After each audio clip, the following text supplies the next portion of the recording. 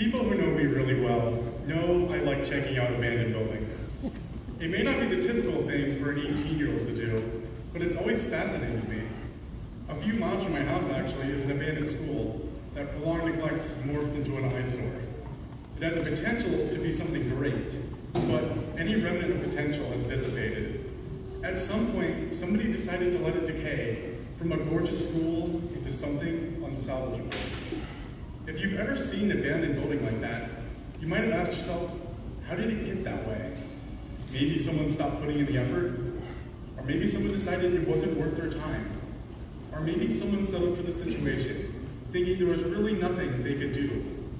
But standing there, looking at that abandoned school, I realized things could have been different. I also realized that, in a sense, the neglect of those buildings had been something I've been doing to myself for a long time. Maybe some of you can relate. I had dreams of a new, improved version of myself, and numerous things that I wanted to change. I would stay up at night thinking about that, but the next morning, I would return to my familiar pattern. I wanted so desperately to change, but I never put in the effort. My history of being content with the things I thought I couldn't change continued onward, and I didn't do a thing. They say your body is a temple, but mine felt like it was in disrepair, like that abandoned school. But the only thing ever going through my head was, what will they say? What will they think? No matter how much I wanted to change, I never listened to myself. Had I settled? Or was I scared? The thing about change is nobody ever tells you the hardest part. Keeping a building from becoming abandoned or achieving your desires isn't a one-day thing.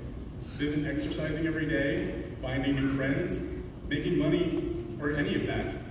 It's having the drive and the motivation to change because you want to. It's having the willpower not to settle and to give up when things get difficult. The hardest part to realize is that one day, this will all be behind us, just another part of our memories. That school became abandoned because someone didn't put in the effort, or maybe they were afraid to. One decision could have kept that school from becoming abandoned.